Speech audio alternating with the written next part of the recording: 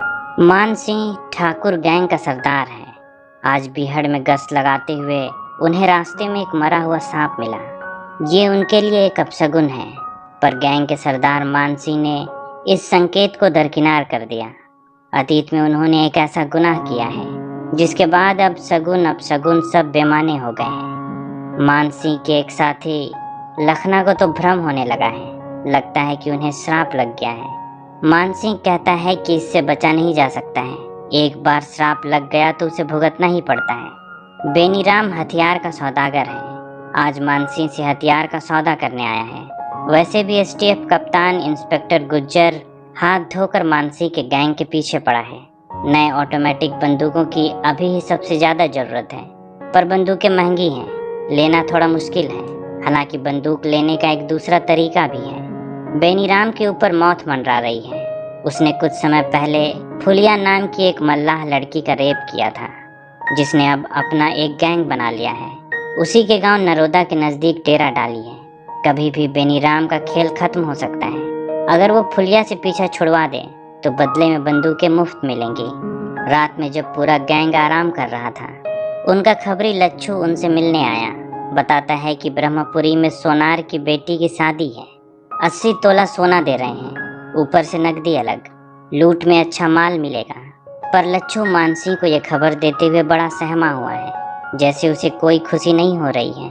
तब लखना भी कहता है कि यह समय लूट के लिए सही नहीं है। एसटीएफ घात लगाए बैठी है। ये साल है 1975। आज ही रेडियो पर इमरजेंसी की घोषणा की गई है, पर इससे डाकुओं को क्या मतलब। उनके लिए तो बीहड़ रोज की इमरजेंसी है।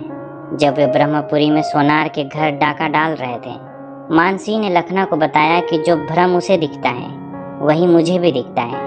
हालांकि तब भी उन्होंने वहां से सोना और कैश लूट लिए, पर इससे पहले कि वहां से निकल पाते पुलिस की घेराबंदी में फंस गए। लगता है वे उन्हीं के लिए घात लगाए बैठे थे।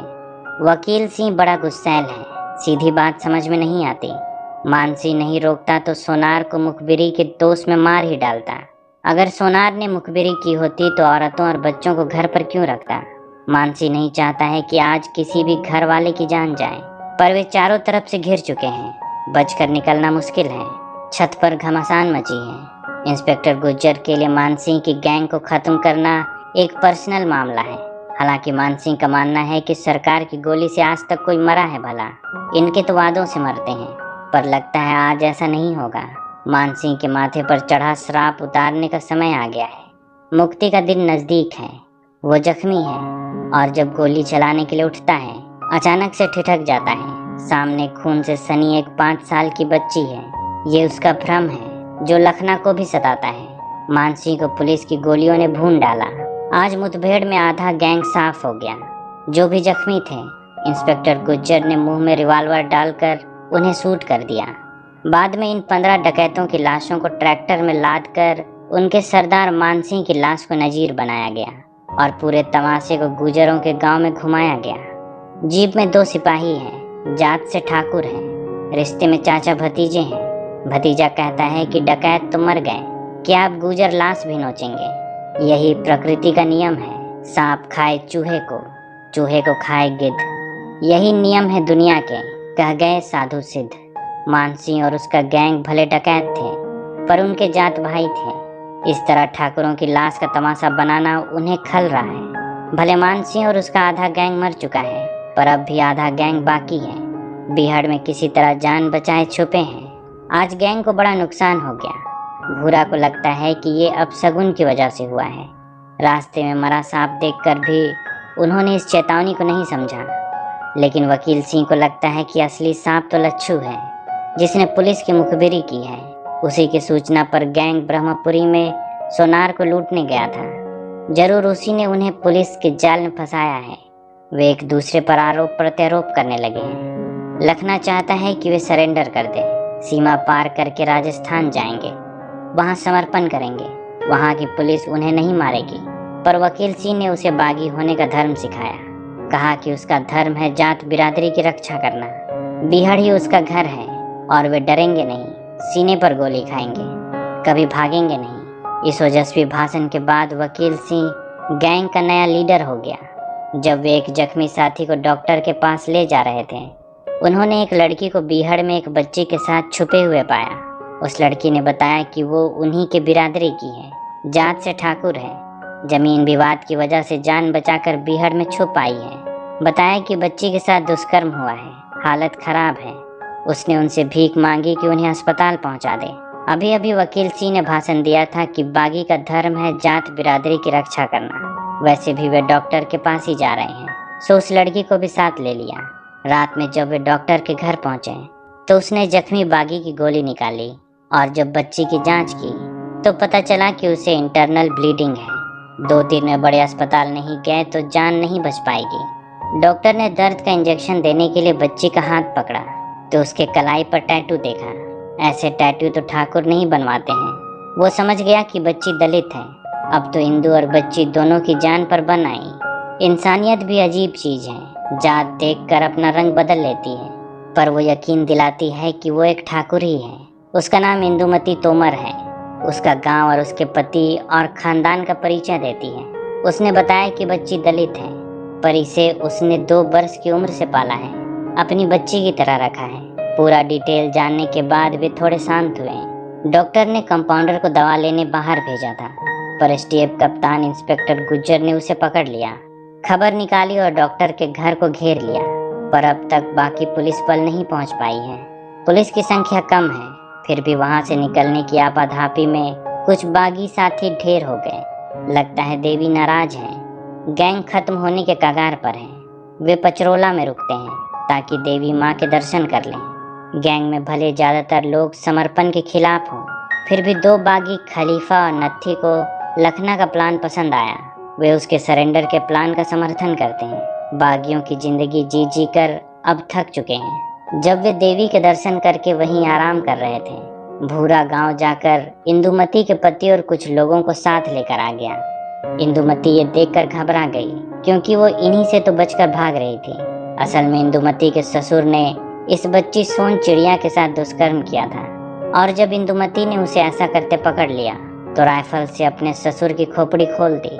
उसके पति और ताऊ को लगता है कि उस अछूत बच्ची ने उनके पिता को मार डाला है, इसलिए बच्ची के पीछे पड़े हैं। पर अगर हत्यारी इंदुमती है तो उसे भी सजा जरूर मिलेगी।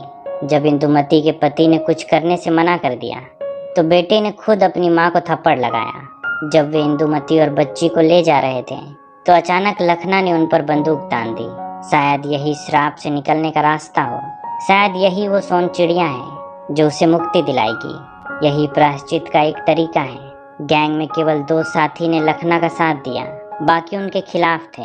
फिर भी वे इंदु और बच्ची को लेकर वहां से निकल गए। आनन फानन में गोली चल गई और वकील और उसके ही तरफ के साथियों की गोली से वकील सिंह के छोटे भाई की मौत हो गई।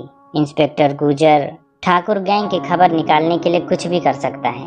उसने मंदिर के पुजारी का गला दबोच लिया। जब सिपाही ठाकुर चाचा भतीजे उसे रोकने की कोशिश की तो गुजर ने चाचा को थप्पड़ रसीद कर दिया। हालांकि पंडित से इंस्पेक्टर को कोई खास खबर नहीं मिली, लेकिन इंदुमती का बेटा वहीं था। उसने पूरी घटना बताई। वकील का भाई मारा गया। गैंग 2 टुकड़ों में बट गया है। लखना इंदुमती, बच्ची और अपने 2 साथियों के साथ ढोलपुर के लिए निकल चुका है। किसी भी हाल में बच्ची को बड़े अस्पताल पहुंचाना है। किसी तरह उस श्राप से मुक्ति मिल जाए। कुकर्मों का बोझ सर से उतरना चाहिए। आज वो इंदुमती को बताता है कि आखिर क्या चीज है जो उसे अंदर से खाए जा रही है और कौन सा श्राप उसके गैंग को खत्म कर रहा है। आज से 2 हफ्ते पहले दिवाली की शाम उनका गैंग बालखंडिया गुजर को खोजते हुए एक गुजर बस्ती में चला गया था। जब वे घरों में जा जाकर बालखंडिया की तलाशी कर रहे थे, उन्हें ऐसा लगा कि बालखंडिया गुजर एक कमरे में छुपा हुआ है। वे हल्की रोशनी में एक परछाई को हिलते देख सकते थे। असल में उस कमरे में केवल कुछ बच्चे थे जो डाकुओं के डर से एक कमरे में छुपकर बैठे थे। एक लड़का था जो उनमें से थोड़ा बड़ा था, बार बार झांक कर बाहर का जायजा ले रहा था। दिवाली की शाम उसके जेब में पटाखे रखे थे। अचानक दिए से पटाखे में आग लग गई। पटाखे के शोर से लगा कि कोई अंदर से गोलियां चला रहा है, और कमरे के बाहर खड़े मानसी और लखना ने प्रतिक्रियावश कमरे में जवाबी फायरिंग कर दी। पूरी मैगजीन खाली करने के बाद जब उन्होंने दरवाजा खोला तो देखा कि यहाँ बालखंडिया नहीं है। ये मासूम बच्चे थे जो उनकी गोलियों से मारे गए थे। उनमें केवल एक बच्ची जिंदा थी। खून से सनी उन्हें देखकर चीख रही थी। इसी लड़की का चेहरा लखना को भ्रम में सताता है। मानसी को भी यही बच्ची दिखती थी जो उंगली दिखाकर उसे दोषी करार करती है। जब खबर फैली कि डाकुओं ने बच्चों को मार दिया है, गांव वाले हंसिए लाठी डंडे से उन्हें घेर लिया, पर बंदूकों के सामने वे कहाँ टिकते। मानसी के गैंग ने गांव से निकलने के लिए सब पर बेरहमी से गोली बरसा दी। मरने वालों में इंस्पेक्टर वीरेंद्र सिंह गुजर के भी बच्चे थे, इसलिए मानसी के गैंग को खत्म करना उसका पर्सनल मैटर बन गया है। यही वजह है कि वो उन डाकुओं को मारने में अपनी जान की बाजी लगाने से घबराता नहीं है। इधर लखना को वकील सिंह और बाकी गैंग भी ढूंढ रहा है। अब वे उसके जान के दुश्मन हैं। वे जानते हैं कि लखना धौलपुर जाएगा। वहां तक पहुंचने के दो रास्ते हैं, एक नरोदा से और दूसरा किसलोई से। वकील सिंह को लगता है कि लखना किसलोई वाला रास्ता चुनेगा। उसका चचेरा भाई लच्छू भी वहीं रहता है। कहता है लखना ने सरेंडर के लिए धौलपुर पुलिस से मान सिंह के जान का सौदा किया होगा। लच्छू से मुखबिरी कराई। उन्हीं की वजह से ब्रह्मपुरी में सोनार के घर डाका डालने के दौरान पुलिस ने उन्हें घेर लिया था। लेकिन इधर लखना ने नरोदा का रास्ता चुना। नरोदा में बेनीराम रहता है जो हथियार का सौदागर है। लखना चाहता है कि वो जल्दी से जल्दी अस्पताल पहुंचे। बेनीराम के पास गाड़ी है और वो उसकी मदद कर सकता है। पर जब वो बेनीराम के घर पहुंचा तो उन्हें पता चला कि गाड़ी फिलहाल शहर में है। कल सुबह ही दूसरी गाड़ी का इंतजाम हो सकेगा। रात में उन्हें वहीं रुकना पड़ा। बेनीराम के गलत इरादे इंदुमती ने पहले ही भांप लिए थे, इसलिए जब देर रात बेनीराम उसके कमरे में घुसा तो वो पहले से तैयार थी। उसने बेनीराम को मारा और बांधकर मुंह में कपड़ा ठूंस दिया। उसने इशारे से लखना को चेतावनी दी, पर वे शांति से नहीं निकल पाए। बेनीराम के आदमियों से उनकी जोरदार लड़ाई हो गई, जिसमें नत्थी मारा गया। उन्होंने बेनीराम को अपना बंधक बना लिया है। उसने एक मल्लाह लड़की फुलिया के साथ रेप किया था। बाद में फुलिया ने अपना गैंग बना लिया और फिलहाल नरोदा में ही डेरा डाले हुए हैं। अब बच्ची को बचाने का एक ही तरीका है कि उसे फुलिया से मदद लेनी होगी। बदले में वो उसे बेनीराम को सौंप देगा। इधर वकील सिंह लखना को ढूंढते हुए किसलोई पहुंच गया। उसे लगता है कि लच्छू की मुखबरी की वजह से मानसी मारा गया था और आज गैंग खत्म होने के कगार पर है। पर जब वो लच्छू से तफ्तीश करता है तो लच्छू बताता है कि तब इंस्पेक्टर गुज्जर ने उसके बाप को थाने में बंद कर रखा था। बाप को एक ही शर्त पर छोड़ता, जब वो मानसी की मुखबिरी करता। पर वो मानसी से धोखा नहीं कर सकता था, इसलिए उसे उस दिन सब सच सच बता दिया था कि पुलिस ब्रह्मपुरी में सोनार के घर के बाहर उनकी घेराबंदी करने के लिए योजना बना रही है। लेकिन फिर भी दद्दा चले गए। असल में मानसी अपने कुकृत से गहरे पछतावे में था। बच्चों को जान से मारने के बाद वो इस पाप से मुक्ति चाहता था। ये श्राप तभी उतरेगा जब वो अपनी जान देकर इसका बदला चुकाएगा। इसलिए मुठभेड़ में उसने खुद को आसान निशाना बनने दिया। ये खबर जानने के बाद वकील सिंह भी टूट गया। वकील सिंह को लगता है कि दद्दा ने अपना श्राप तो उतार लिया और उन्हें यहाँ छोड़ गया बीहड़ में, घोर पछतावे के बीच। जब लखना नरोदा के नजदीक बीहड़ों में था, उसे फुलिया के गैंग ने पकड़ लिया। लखना बताता है कि उसके लिए उपहार लाया है। उसने बेनीराम को फुलिया के हाथों सौंप दिया। अब बेनीराम बचेगा नहीं। फुलिया ने उसे बेरहमी से मार डाला। सारा गुस्सा और नफरत एक पल में बेनीराम पर फूट पड़ा। इस उपहार के बदले लखना फुलिया से मदद चाहता है। इंदुमती बताती है कि उस बच्ची के साथ भी वही हुआ है जो कभी फुलिया के साथ हुआ था। फुलिया के गैंग ने लखना का साथ दिया और वे उसी ग्रुप में शामिल होकर धौलपुर की तरफ चल पड़े। पर इसी बीहड़ में इंस्पेक्टर गुजर भी घात लगाए हुए हैं। उसके गश्ती दल को खबर मिली कि डाकुओं का जत्था उसी की तरफ मूवमेंट कर रहा है। इस बार इंस्पेक्टर पूरे दल बल के साथ तैयार था। धौलपुर के नजदीक शिकारवार खंडहर पर पुलिस ने उन्हें घेर लिया। मल्हार ठाकुर मेल देखकर उसे भी हैरानी हुई। उसका शिकार तो केवल ठाकुर गैंग है, क्योंकि उसे उनसे बदला चाहिए। पर साथ में फुलिया भी मिल गई। इससे भला और क्या हो सकता है। आखिर सरकार का फरमान बीहड़ को साफ करने का है।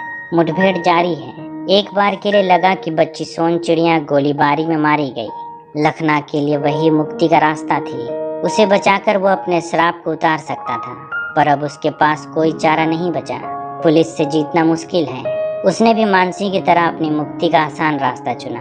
खुद को पुलिस की गोली का निशाना बना लिया। पर बच्ची मरी नहीं थी और ना ही लखना मरेगा। उसके साथी जो उसके जान के दुश्मन बनाए थे, उन्हें बचाने के लिए यहाँ पहुँच गए। लगता है आज यहाँ सबको मुक्ति मिलेगी। एक एक करके बागी मारे जा रहे हैं। गैंग खत्म हो रहा है। भारी मुकाबले के बाद वकील और लखना भी जख्मी हैं। वकील सिंह ने कवर फायर करके लखना, इंदुमती और बच्ची को वहां से निकाल दिया। वे अस्पताल के रास्ते में हैं, पर इंदुमती का पति और उसके बेटे ने उनका रास्ता बीच में ही रोक लिया। लल्ला अपनी माँ और उस बच्ची को मारने आया है, अपने दादाजी की मौत का बदला चाहता है। उस बच्ची की वजह से दादाजी की जान गई। हालांकि उसे अपने दादा के कुकर्मी और नीच होने का कोई गिला नहीं है। उसे तो केवल एक औरत दिख रही है जिससे उसे बदला लेना है, ताकि गांव वाले उसके परिवार पर ना हंस सकें। पर आज उसका सामना सच से होता है। पता चलता है कि उसका दादा नहीं है, बल्कि उसका बाप है। जब इंदुमती को 5 साल तक बच्चा नहीं हुआ तो उन्होंने पति का इलाज नहीं करवाया, क्योंकि ये तो परिवार के शान के खिलाफ होता। फिर ससुराल के सारे मर्दों ने बारी बारी से रोज अपना भाग्य इंदुमती के साथ आजमाया। आखिर में वो दादाजी से गर्भवती हुई। इंदुमती के लल्ला के खानदानी घुमान की आंधी को रोकने के लिए इतना सच काफी था। आखिरकार वे अस्पताल पहुंच ही गए। लखना जख्मी है, पर खुश है कि अब सोन चिड़िया की जान बच पाएगी। उसके माथे से श्राप उतर गया। उसने चैन की सांस ली। पर पीछे पीछे इंस्पेक्टर गुजर भी अस्पताल में पहुंच चुका है। लखना चाहता तो उसे मार सकता था, वो उसके निशाने पर है, पर ऐसा नहीं किया।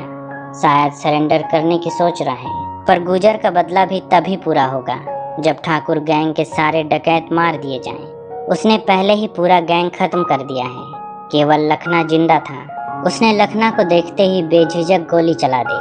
3 गोली और लखना अपने साथियों संग दूसरी दुनिया में चला गया। पर हिसाब तो सबको देना पड़ता है। कुछ समय पहले इंस्पेक्टर गुजर ने सिपाही चाचा भतीजे में से चाचा को थप्पड़ लगाया था। भतीजा ये होते कैसे देख सकता था? उससे नीची जात वाला कैसे उसके चाचा पर हाथ छोड़ सकता है? तब वर्दी के मोह ने उसे रोक दिया था। उन्हें लगता है कि असली वर्दी तो उनकी चमड़ी है, जो गुजर के 3 सितारों से भी ऊपर है। आज बीहड़ में उन तीनों के अलावे कोई नहीं है। भतीजे ने इंस्पेक्टर पर राइफल तान दी। इंस्पेक्टर गुजर कुछ समझ पाता इससे पहले भेजा सर से बाहर चला गया। इसी के साथ ये कहानी खत्म हो जाती है।